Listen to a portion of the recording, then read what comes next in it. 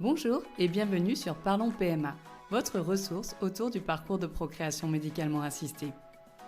Je suis Lisa Journiac et j'accompagne les femmes, les couples pendant leur parcours de PMA. Grâce à mon expérience dans ce domaine et mes compétences en coaching, j'ai pour mission de vous aider à mieux vivre vos essais bébés. Chaque semaine, je vous propose des informations et des conseils à travers de témoignages de personnes ayant vécu ce parcours, d'interviews d'experts en fertilité et enfin d'outils et réflexions que j'utilise durant mes accompagnements. Si tout cela vous intéresse, alors bienvenue et n'hésitez pas à vous abonner à ce podcast pour ne manquer aucun épisode. Maintenant, c'est parti pour l'épisode du jour. Aujourd'hui, j'ai le plaisir de recevoir Pauline, maman d'une petite fille, grâce à un parcours de PMA. Bonjour Pauline, comment vas-tu ? Bonjour Lisa, ça va bien, merci. Écoute, déjà, je te remercie d'avoir accepté mon invitation donc, sur Parlons PMA. Et donc aujourd'hui, on est là pour que tu nous racontes un petit peu ton histoire, voilà, ton parcours de FIV, parce que probablement ça pourra aider d'autres personnes qui doivent se lancer en parcours ou sont déjà en parcours, sachant que on dévoile le secret avant la fin, mais que tu es maman maintenant d'une petite fille. Donc, si tu veux bien un petit peu nous parler de ton parcours, comment ça s'est passé, des différentes étapes pour commencer. Avec plaisir. Merci pour l'invitation Lisa. C'est avec plaisir si je peux aider d'autres personnes. Donc pour nous, parcours, on est rentré en PMA en avril 2020, donc en pleine période de confinement. Donc suite à, on était à 3 ans d'essai, je crois, ou 2 ans et demi d'essai, et une infertilité inexpliquée. Donc du coup, dans un premier temps, nous avions vu avec notre gynécologue de tenter les IAC en attendant que la situation du Covid se débloque, vu que on n'était pas prioritaire pour les FIV. Du coup, on a lancé une première IAC en juin qui s'est avérée positive, mais au final, c'était une grossesse extra-utérine.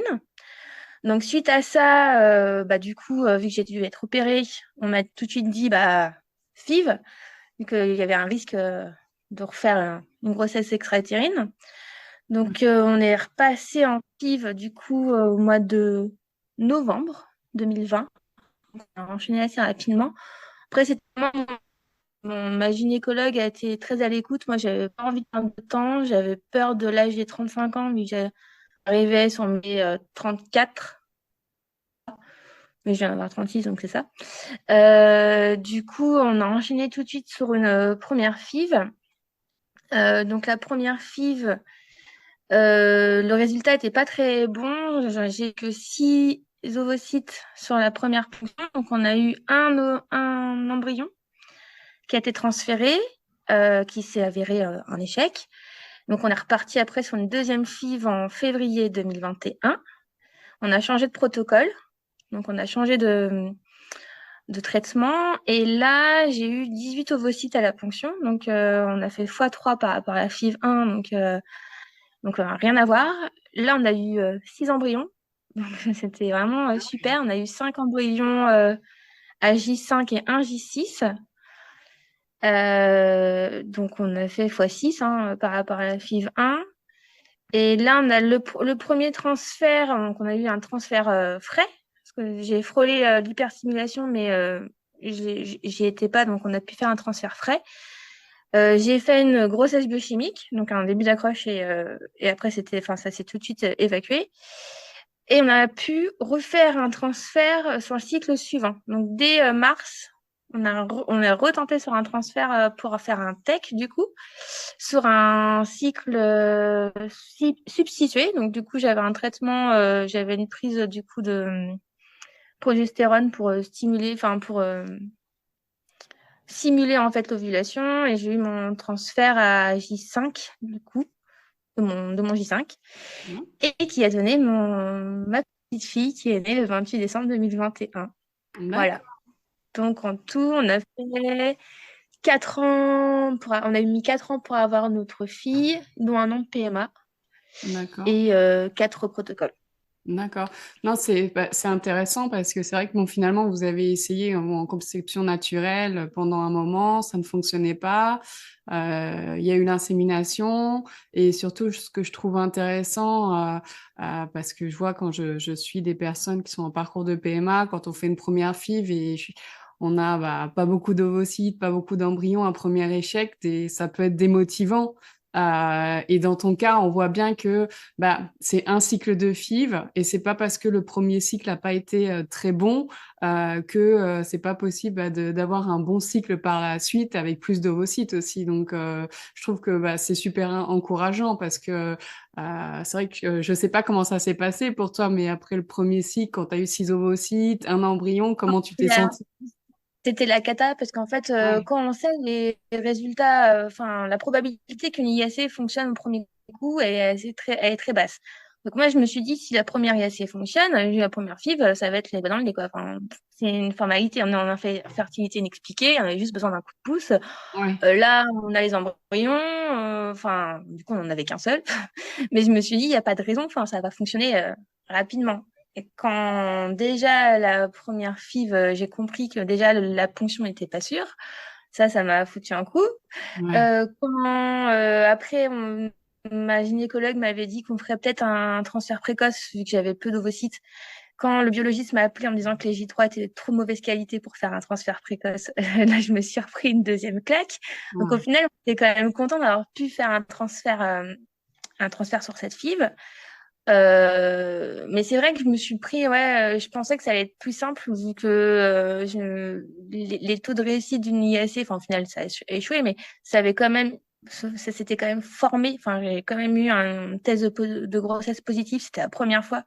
Donc, je pensais, et mon conjoint aussi, que ça allait être assez simple. Ouais.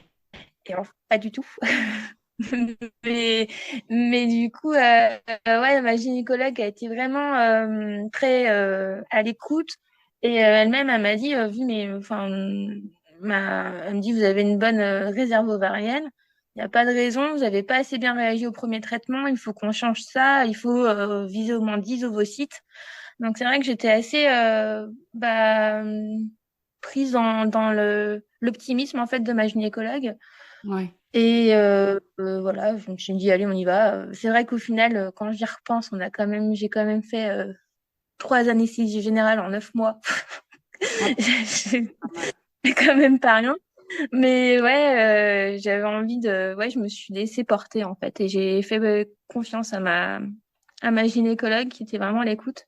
Donc Ouais. je pense que ça nous a bien Ouais, aidé. ça c'est important, c'est vrai, d'avoir cette relation aussi avec son médecin. Souvent, ça aide parce que c'est vrai que c'est un parcours qui est pas facile. Donc, c'est vrai que le fait d'avoir un gynécologue qui voilà, soit dans l'optimisme, qui soit à l'écoute, je pense que ça aide beaucoup en tant que femme, en tant Mm. que couple aussi, à avancer dans ce parcours. Et est-ce que peut-être tu pourrais expliquer en quelques mots comment ça se passe, en fait, un cycle de FIV, voilà, pour les personnes qui vont se lancer, pour qui c'est la première fois, voilà, quelles sont les différentes étapes? Bah alors la première étape, donc une fois qu'on a fait tous les examens, que le dossier est prêt, ben, au début de mes règles, j'appelais mon médecin. Je commençais du coup le traitement. Donc après, ça dépendait. Donc souvent, c'est une phase prise de médicaments et de piqûres. Ouais, Avec ensuite contrôle fréquent pour voir comment on réagit au traitement. Donc du coup, des échographies pour voir si le nombre enfin, les follicules pour voir si ils grossissent bien et ouais, autres. combien il y en a, comment ils Et grossissent. là aussi c'est ça. Et s'il y a besoin d'adapter ou pas. Parce que du coup, la première fille, vu que je réagissais pas assez, du coup, on avait augmenté le traitement en cours de protocole. Donc ça, souvent, j'avais 3 contrôles d'échographie. Souvent 3 contrôles. À chaque contrôle d'échographie, il fallait faire aussi une prise de sang pour regarder où on en était au niveau des hormones, pour voir comment on réagissait et autres.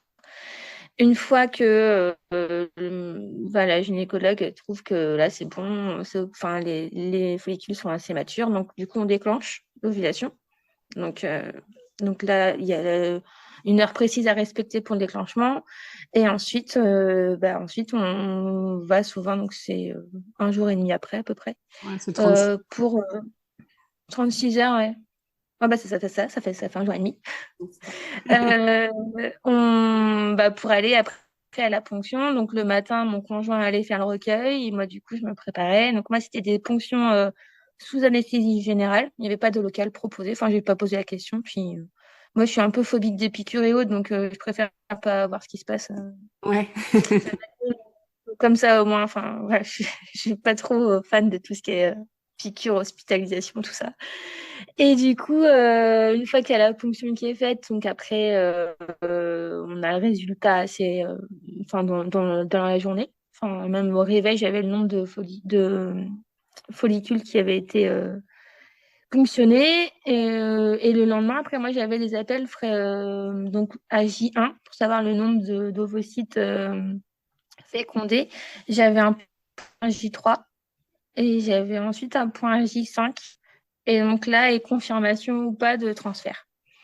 D'accord, ouais. Et donc, une fois qu'il y a le transfert, donc, le transfert, c'est très rapide, hein, ça dure 5 minutes à tout casser, on va dire. Et ensuite, dans mon centre, il fallait attendre 12 jours pour faire la prise de sang, même avec un J5. D'accord. Donc, du coup, au bout de 12 jours, on fait la prise de sang. Donc, moi, souvent, j'avais mes règles qui arrivaient avant.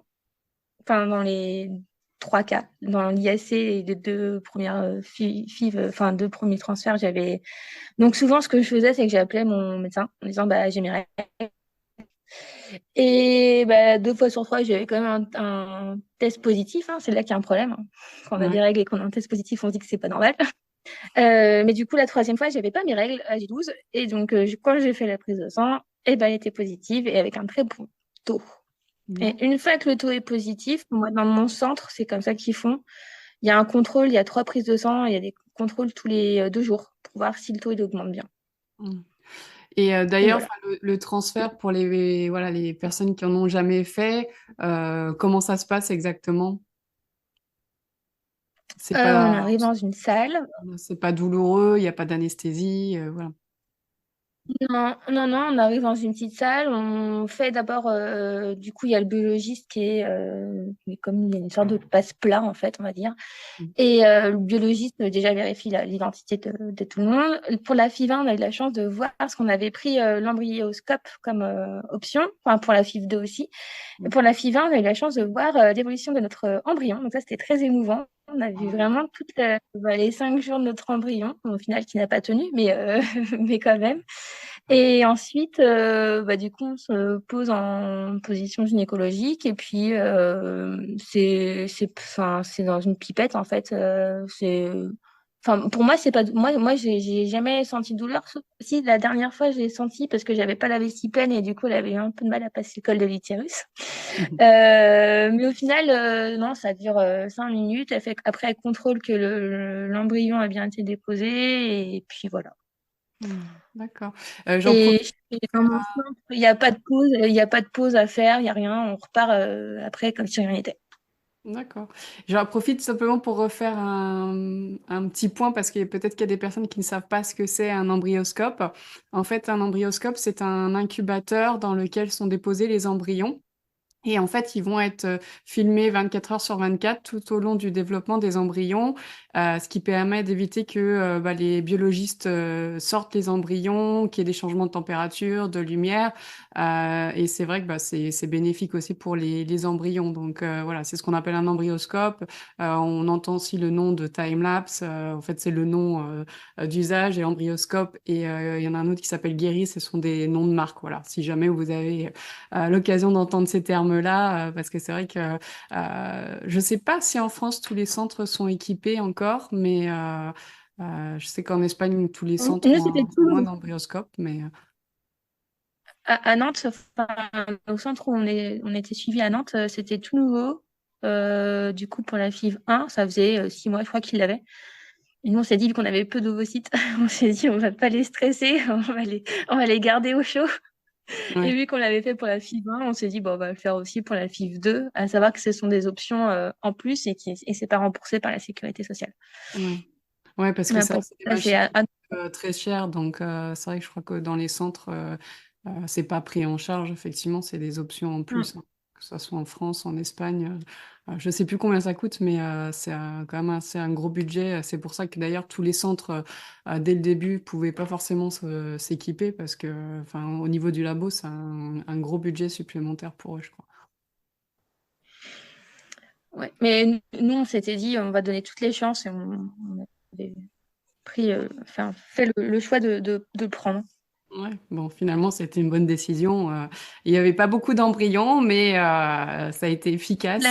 Oui, pour la deuxième FIV, ouais, ça a été bien efficace. On l'avait pris aussi pour la deuxième FIV. Mais par contre, on n'a pas pu voir l'évolution. Je pense peut-être parce qu'on avait plus d'embryons. Peut-être que pour la FIV 1, vu qu'il n'y en avait qu'un, Ouais. c'était plus facile de montrer Ouais, et puis l'évolution. parfois peut-être pour des questions d'organisation ou autre, ils Mm. n'ont pas pu. Mais normalement, je pense qu'ils gardent les vidéos, donc peut-être que même vous pouvez la redemander, je sais pas. À voir. Moi, ce que je voulais te demander aussi, c'est bah, finalement, qu'est-ce qui a été le plus difficile pour toi dans ce parcours, ou pour vous aussi, pour ton conjoint, parce que c'est quelque chose qui se fait à deux dans votre cas. Ce qui était plus difficile pour moi, c'est de l'incertitude, en fait. De pas savoir si un Ouais, jour ça va fonctionner. De pas savoir si un jour je vais être maman, en fait. C'est ça. Quand on n'est ouais. pas parent, de se dire aussi bien, je serai jamais maman. Je vais jamais permettre à mon conjoint d'être papa.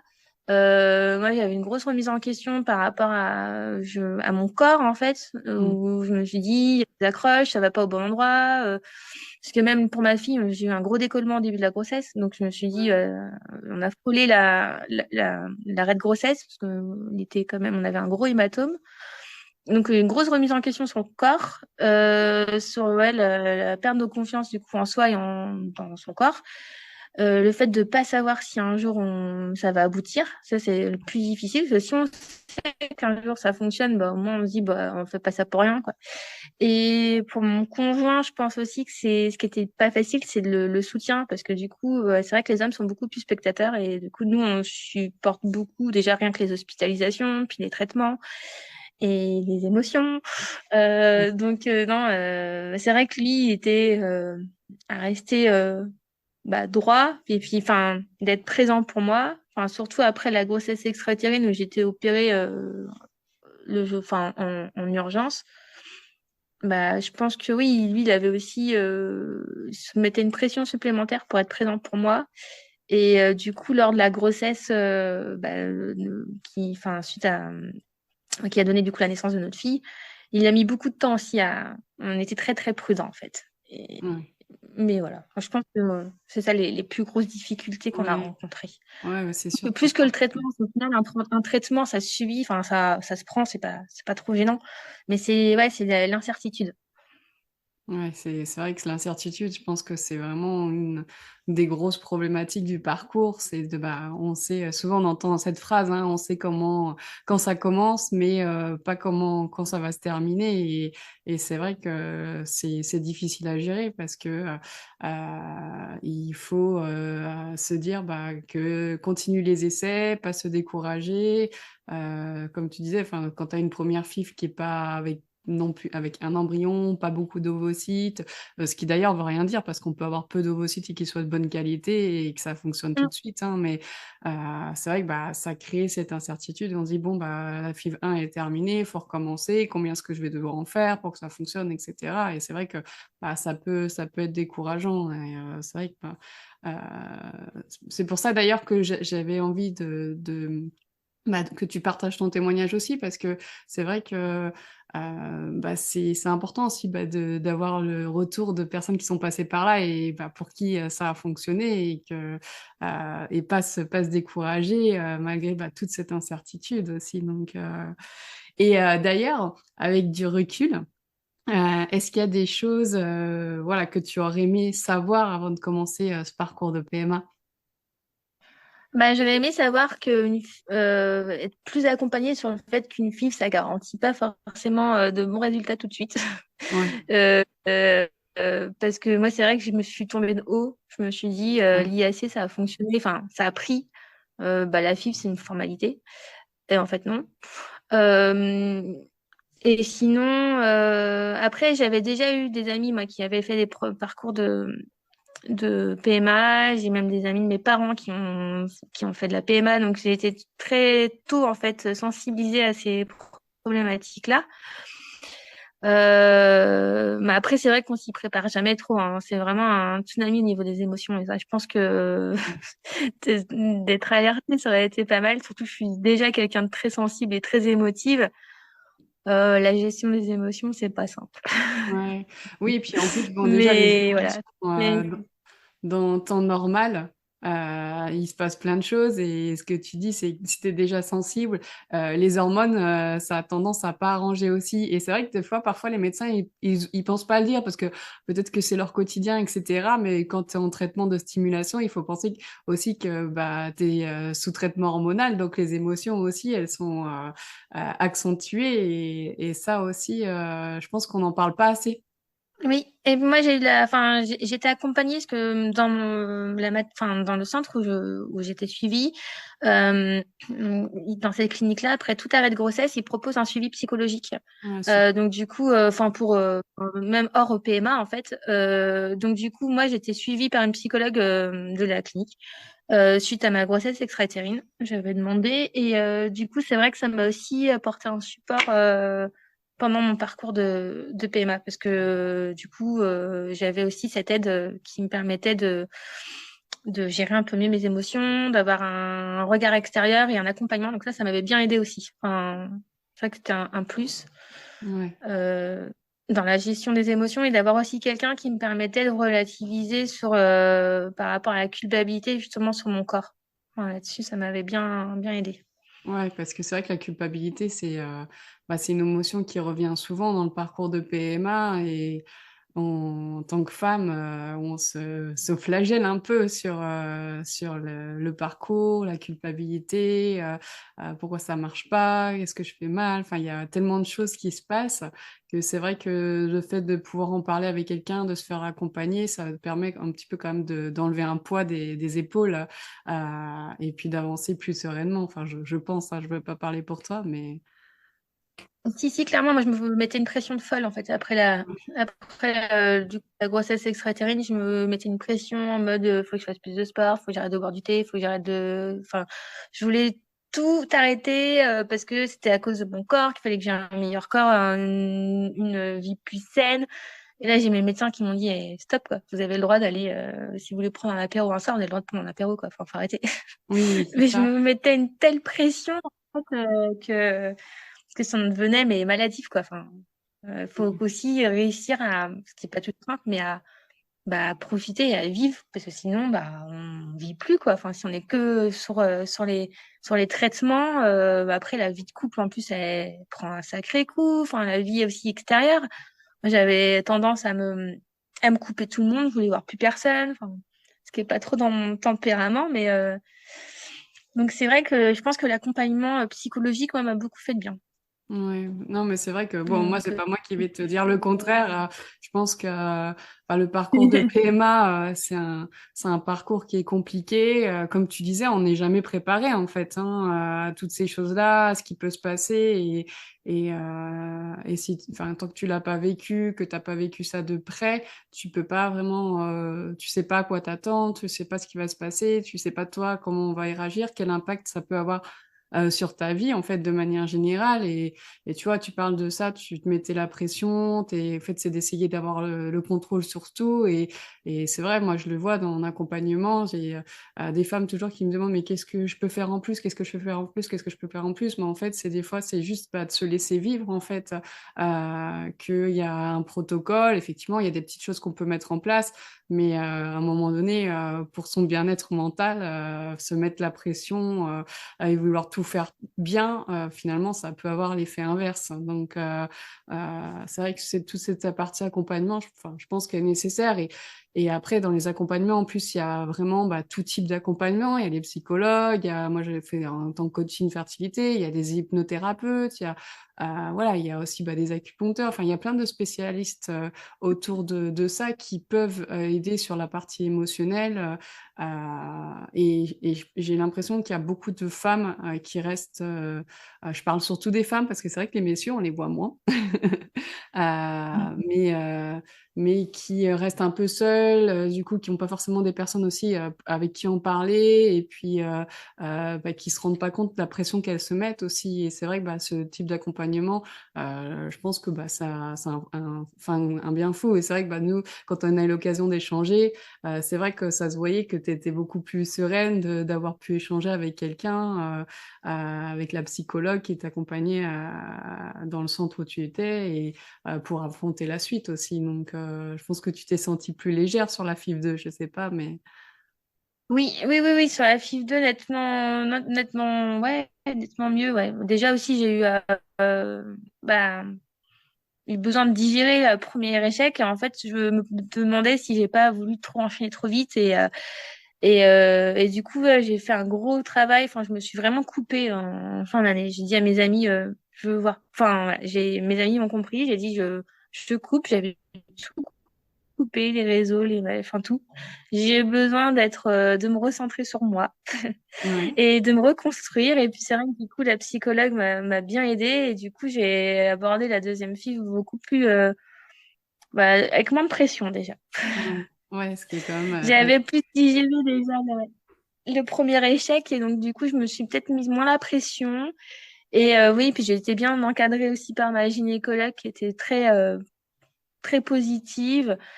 Et donc, voilà, c'était mieux. Puis les résultats ont été tellement positifs qu'on était, je pense qu'on était sur une nouvelle vague, quoi. On était, ouais. tout est possible maintenant. On a une bonne récolte, on a plus d'embryons, plus de chance. Et puis, voilà, premier transfert, grossesse biochimique. Donc déjà, c'était, bon, il y a quand même une accroche. Et Mm. deuxième grossesse, bébé. Enfin, deuxième grossesse. Deuxième transfert. Ça, c'était ta petite fille, votre petite fille qui est arrivée. Pour terminer, j'avais envie, voilà, de te demander un petit peu, toi qui as vécu ce parcours de PMA, quels conseils tu aimerais donner, voilà, aux femmes, aux couples qui vont se lancer dans le parcours, ou qui sont encore en parcours, hein. Euh, Moi, ce que j'ai envie de dire, c'est de faire confiance au corps médical. Enfin, si on arrive à trouver vraiment des professionnels, on se sent écouté, ça c'est important. Mais c'est vrai que moi, j'étais très en détachement, complètement en confiance avec ma gynécologue. Donc, Mm. j'avais cette chance d'avoir une gynécologue vraiment à l'écoute. Mais et du coup, ça m'a permis de pas être trop dans le contrôle. Sinon, je trouve ça. Enfin, c'est vrai que j'ai jamais eu les notations des embryons et tous ces trucs-là. Enfin, je me suis dit à un moment donné, c'est son métier. Elle a changé de traitement, ça a bien fonctionné. Je lui fais confiance.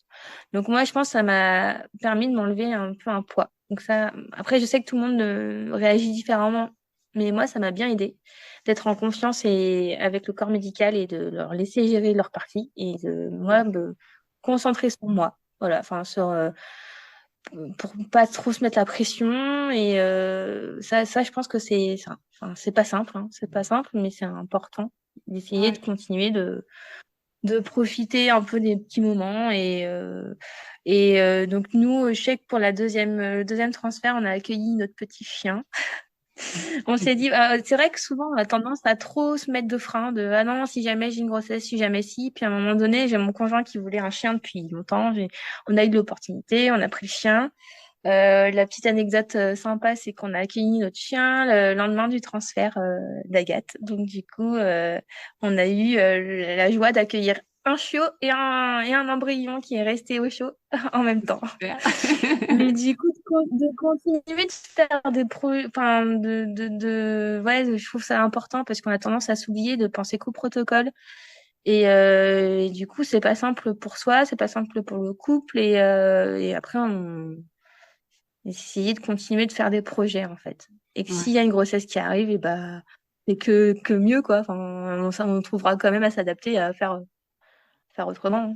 Ouais, c'est ça. Bah, je crois que c'est quand même deux super conseils que tu viens de donner. C'est faire confiance au corps médical parce que c'est vrai que si on n'a pas confiance en son médecin, c'est compliqué. Parce que, alors il y a une question aussi de vouloir avoir le contrôle, mais en fait, c'est une des choses sur lesquelles on n'a pas le contrôle. Donc, comme tu dis, c'est de se focaliser sur les choses que toi, sur lesquelles tu as le contrôle, c'est-à-dire bah, plus sur toi que sur la partie médicale, bah, c'est à eux de gérer, c'est eux les professionnels.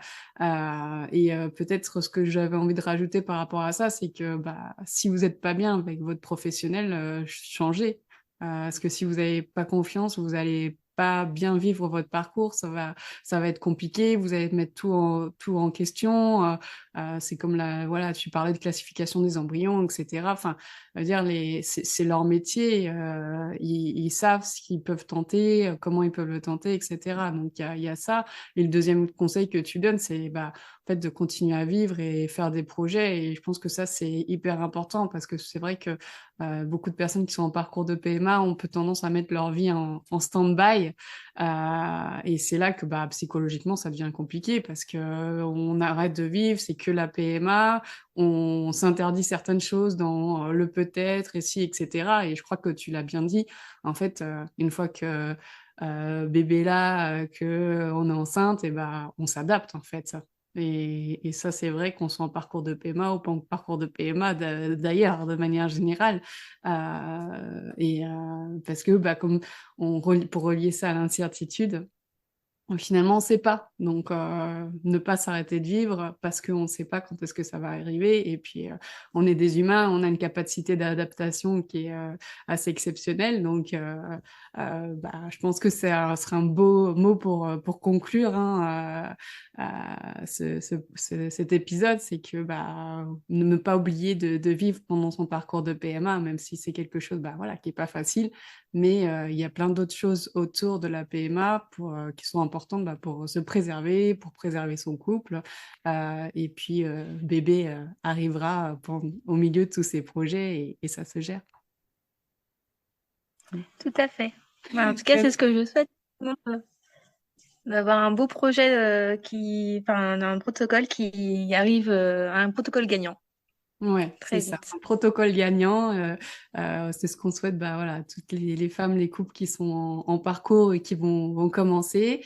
Et puis, bah, merci beaucoup, Pauline, pour ton témoignage parce que je pense que vraiment c'était super clair et je pense que bah, ça va aider beaucoup de personnes. Je te souhaite une bonne journée et je te dis à très bientôt. Merci Lisa, avec plaisir. J'espère que vous avez apprécié cet épisode de podcast.